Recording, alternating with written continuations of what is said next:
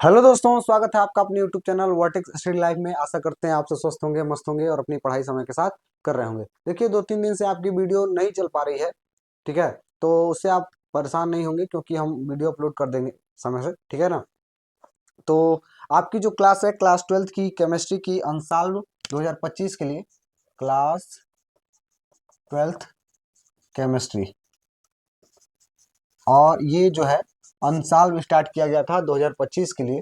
और इसमें आपके जो सेट है, ये सेट पहला सेट है और इसका लेक्चर नंबर ये आपका है 5वां। और 5वां लेक्चर आप लोग देखने वाले हैं। और इसका कोर्स कोड भी है भाई, कोर्स कोड लिख लेंगे 347 FZ। कोड है 347 FZ।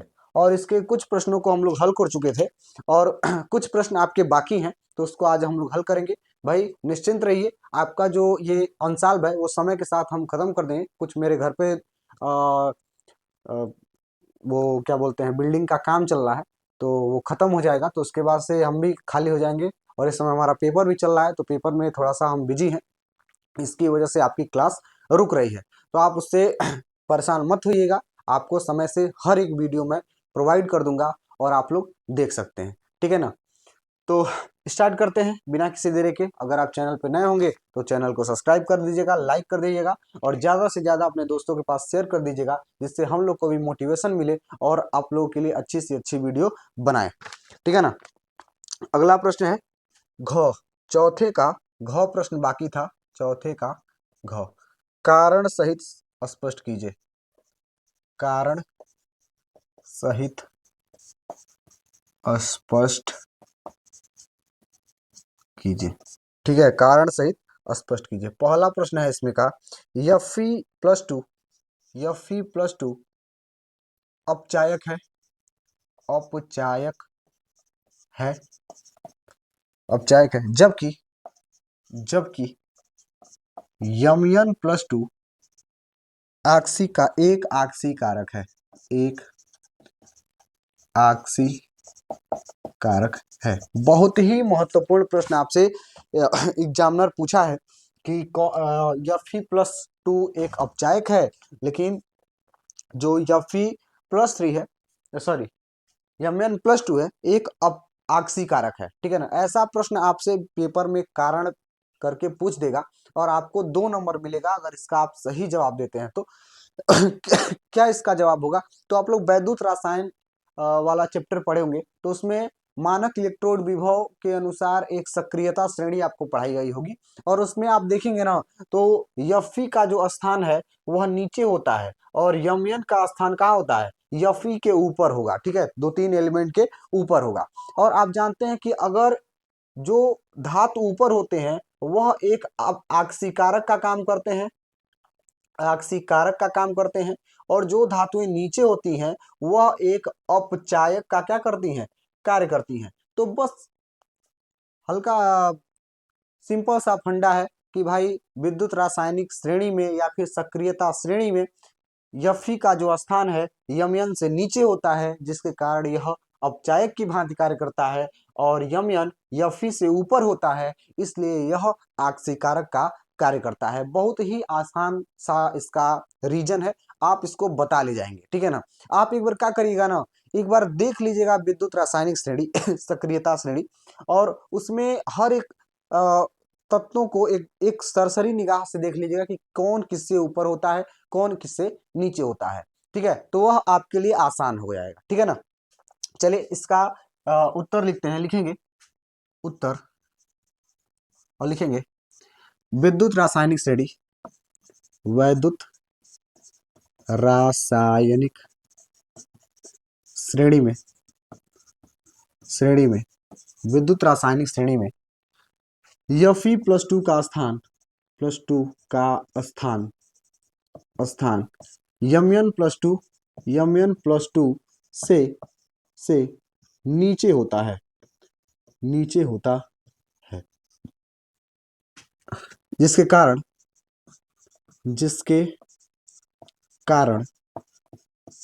Fe+2 एक अपचायक, एक अपचायक की भांति कार्य करता है, कार्य करता है, तथा तथा Mn+2 एक एक आक्सीय कारक का कार्य का कार्य करता है। बस इतना अगर आप लिख देते हैं तो आपको पूरा पूरा नंबर मिलेगा, क्योंकि केमिस्ट्री है, ना कुछ आपको इसमें जोड़ के लिखना है, ना कुछ घटा के लिखना है। जो आपसे शुद्ध शब्द में पूछा जाए उसी शुद्ध शब्द में उसका क्या करना है, जवाब देना है। ठीक है ना। तो ये पहला प्रश्न हो गया। दूसरा है, इसका पहला था और इसमें सेकंड पार्ट भी है। इसका सेकंड पार्ट क्या कहता है भाई, तो कहता है कि यस सी और क्वेश्चन में लिखा है Z बराबर 21, यानी परमाणु क्रमांक इसका क्या किया है, दिया है। एक संक्रमण तत्व है, एक संक्रमण तत्व है, परंतु परंतु Zn, और इसको दिखाते हैं Z बराबर 30, ये है ना, नहीं है, नहीं है। ये भी थोड़ा सा टिपिकल क्वेश्चन है, और ये भी आपको बताया गया है कि जो Fe है ना, इसका परमाणु क्रमांक 21 होता है, और इसका परमाणु क्रमांक जिंक का परमाणु क्रमांक 30 होता है। लेकिन यह Fe संक्रमण तत्व होता है, और Zn जो जिंक है वह संक्रमण तत्व नहीं होता है। ठीक है ना। यह डी ब्लॉक का तत्व है, लेकिन इसको हम संक्रमण तत्व नहीं कहते हैं। क्यों नहीं कहते हैं, तो याद रखिएगा कि जो भी संक्रमण तत्व होते हैं उनका बाह्यतम उपकोष अपूर्ण होता है। इतना अपने दिमाग में बैठा लीजिएगा कि जो भी संक्रमण तत्व होंगे उनका बाह्यतम उपकोष क्या होगा, अपूर्ण होगा, यानी खाली होगा। ठीक है ना, पूरा उपकोष भरा नहीं होगा, पूर्ण रूप से भरा नहीं होगा। चलिए पहले इसको उत्तर में पहले देख लेते हैं। इसका परमाणु क्रमांक लिखे यस सी, ठीक है ना, और इसका परमाणु क्रमांक है 21। इसको कैसे लिखते हैं, तो इसको हम लिखने का तरीका बताया कि Ar4s2 और 3d1। ठीक है ना। इसको आप लोग कर लीजिएगा। इसको ऐसे भी लिख सकते हैं 1s2 2s2 2p6 3s2 3p6 4s2 और 3d1। इलेक्ट्रॉन गिन लीजिए, 2 2 4 4 6 10 10 2 12 12 6 18 2 20 1 21 हो गया ना। ठीक है ना, यही इसी चीज को लिखा गया। अच्छा, यहाँ से यहाँ तक के तत्व, ये इसका इलेक्ट्रॉन कितना हो जाएगा, 18, और 18 किसका इलेक्ट्रॉन होता है, Ar का होता है। तो इतने के जगह पे हमने क्या लिख दिया है, Ar लिख दिया है, और 4s2 3d1। ठीक है, आप भली भांत इससे परिचित होंगे। और इसके साथ साथ अच्छा Zn का भी लिख लेते हैं। Zn का परमाणु क्रमांक 30। इसको कैसे लिख सकते हैं, Ar 4s2 3d10, ये सकता है ना। अच्छा, इसको ऐसे लिख लीजिए 1s2 2s2 2p6 3s2 3p6 4s2 और 3d10। अब देखिए, अगर बाह्यतम उपकोष की बात करें यशसी का, तो इसका बाह्यतम उपकोष है 3d, यही है ना। और इसका भी अगर Zn का बाह्यतम उपकोष की बात करें तो यह भी है 3d। ठीक है ना। अच्छा, इसमें इलेक्ट्रॉनों को जरा भरिए तो जरा। आप जानते हैं कि 3d में कितने उपकोष होते हैं, 1 2 3 4 5, और इसके डी में भी कितने होंगे, ऑर्बिटल में कितने ब्लॉक होंगे, 5 गो। और देखिए इसमें कितने इलेक्ट्रॉन है, एक, तो एक ऐसे क्या कर दीजिए, भर दीजिए। उसी तरीके से अगर 3D में देखेंगे ना, तो हम जानते हैं कि हुन्स रूल के अनुसार पहले एक एक इलेक्ट्रॉन को क्या करते हैं, भरते हैं। भरिए, 1 2 3 4 5 और 6 7 8 9 10, 10 इलेक्ट्रॉनों को भर दिया। अब अभी हमने बताया कि संक्रमण तत्व उसे ही कहेंगे जिसका बाह्यतम उपकोष अर्थात आखिरी उपकोष जो होगा वह पूर्ण नहीं होगा।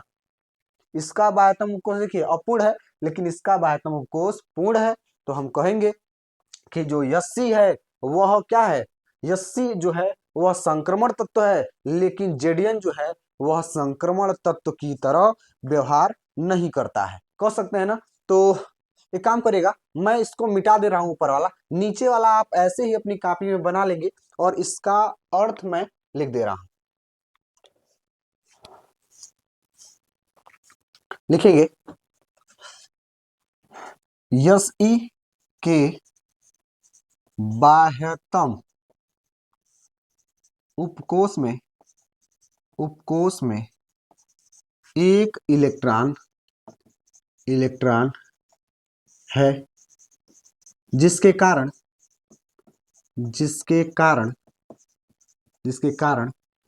इसका बाह्यतम उपकोष अपूर्ण है।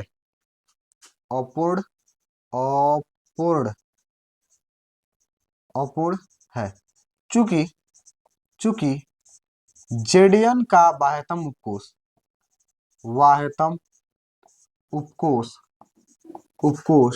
पूर्ण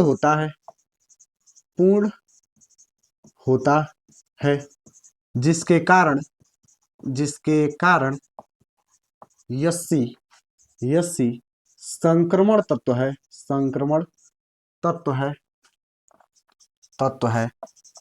लेकिन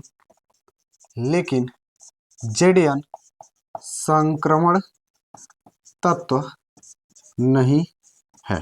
ठीक है ना। तो आशा करते हैं यह आप समझ गए होंगे। ये थोड़ा टिपिकल था, तो इसलिए आपको ऐसे करके दिखाना पड़ा। वैसे आप सीधे भी कह सकते हैं कि इसके बाह्यतम उपकोष में एक इलेक्ट्रॉन है, अपूर्ण है तो संक्रमण तत्व है, अगर पूर्ण होता तो वही संक्रमण तत्व नहीं होता। ठीक है ना। तो यह इसका वो था। इसके बाद से अगले प्रश्न की ओर हम लोग बढ़ेंगे। अगला प्रश्न क्या है? पांचवा का क। ठीक है ना, पांचवा का क प्रश्न, उसकी तरफ बढ़ेंगे। तो पहले हम लिख लेते हैं, उसके बाद से आपको समझाते हैं। चलिए, तो अगला प्रश्न हम लिख चुके हैं। इसी में जो ये प्रश्न था, ठीक है ना, घ प्रश्न था, इसमें लास्ट 3 खंड थे इसके, तो 2 खंड हल कर चुके थे। तीसरा खंड है संक्रमण धातु तथा उसके यौगिक उत्प्रेरक का कार्य करते हैं। याद रखिएगा, एक चीज अपने दिमाग में बैठा लीजिएगा कि संक्रमण तत्व तो अभी हमने बताया कि उसका बाह्यतम उपकोष जो होगा ना, वह पूर्ण रूप से भरा नहीं होगा। ठीक है ना। ठीक है, पूर्ण रूप से भरा नहीं होगा। अच्छा, पूर्ण रूप से अगर नहीं भरा होगा तो उसके इलेक्ट्रॉन न वो क्या कर सकते हैं, वह किसी और को इलेक्ट्रॉन दान कर सकते हैं। ठीक है ना। अच्छा, जब इलेक्ट्रॉन दान करेंगे तो उसका वह अच्छा उत्प्रेरक की तरह क्या करेगा, कार्य करेगा। यानी कहने का मतलब यह है कि संक्रमण तत्व उत्प्रेरक की तरह कार्य करते हैं। इसका कारण यह है कि उसका बाह्यतम उपकोष जो होता है अपूर्ण होता है, जिसके कारण वह उत्प्रेरक की भांति कार्य करते हैं। लिखेंगे उत्तर में संक्रमण धातु तथा उनके यौगिक उत्प्रेरक की तरह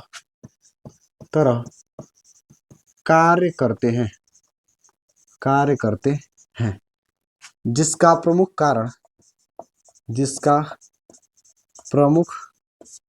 कारण यह है कि संक्रमण धातुओं के बाह्यतम उपकोष अपूर्ण होते हैं।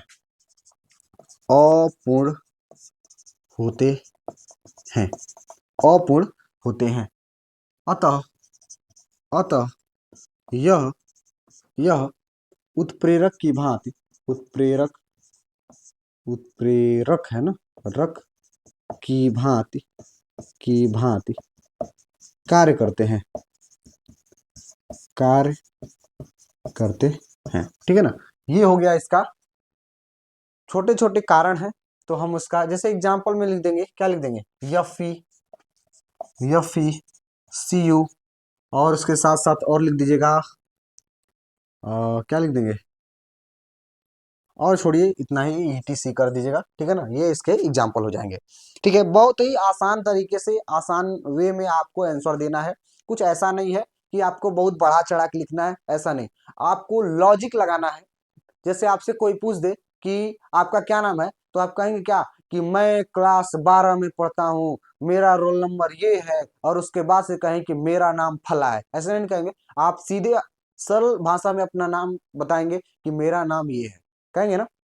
उसी तरीके से आपको इसमें भी बढ़ा चढ़ा के कुछ नहीं लिखना है, जो लॉजिक है उसको लिखिए और सही नंबर पाइए, ठीक है ना। तो अगले प्रश्न की ओर बढ़ते हैं भाई। अगला प्रश्न क्या है उसको देखते हैं।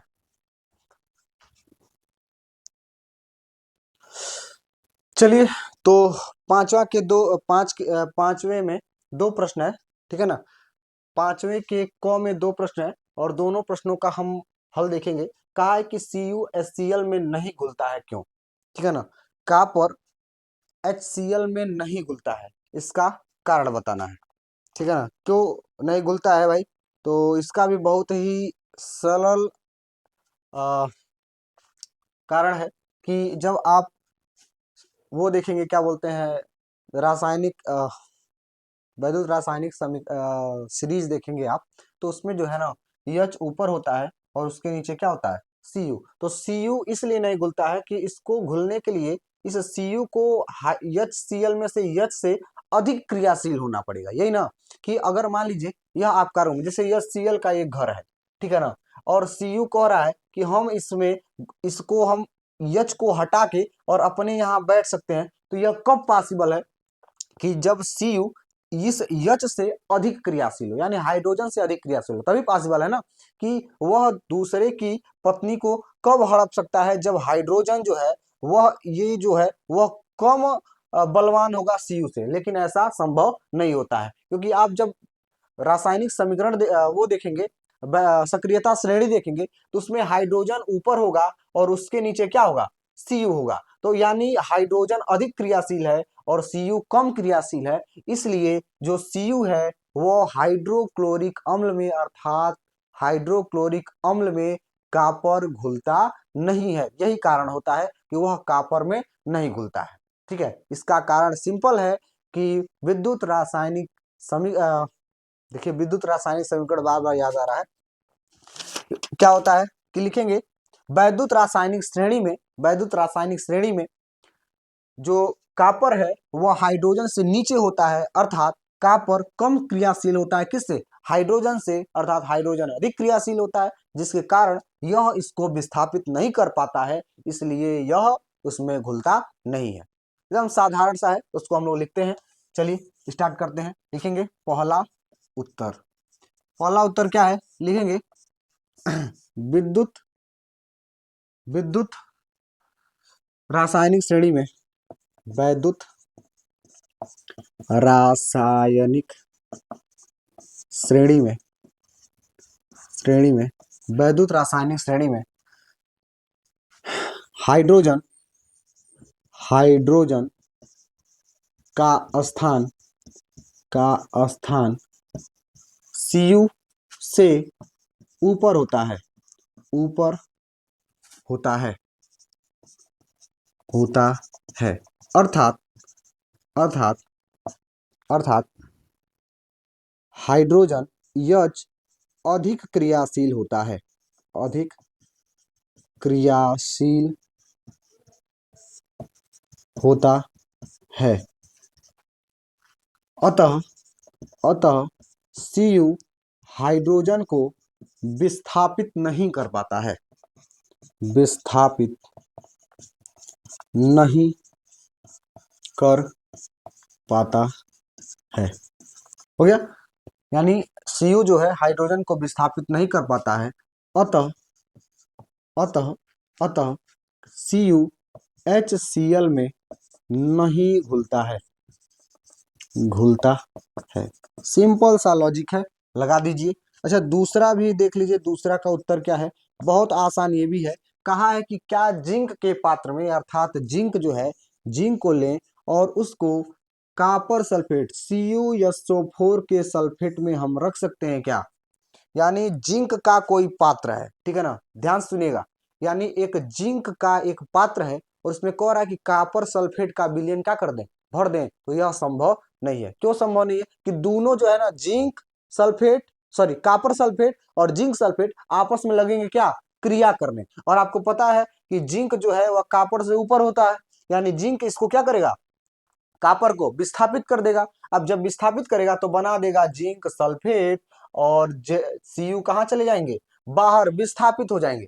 और जब विस्थापित कर देगा, यानी अगर उन दोनों को एक ही पात्र में रखें, यानी पात्र जिंक का है और कॉपर सल्फेट उसमें रखें, तो तुरंत रिएक्ट करने लगेगा और वह पूरा पात्र ही क्या हो जाएगा, खत्म हो जाएगा और दोनों आपस में रिएक्ट होने लगेंगे। इसलिए सिंपल सा लॉजिक लगाइए और कहिए कि यह संभव नहीं है। दूसरे के आंसर में लिखेंगे यह संभव, यह संभव, संभव नहीं है।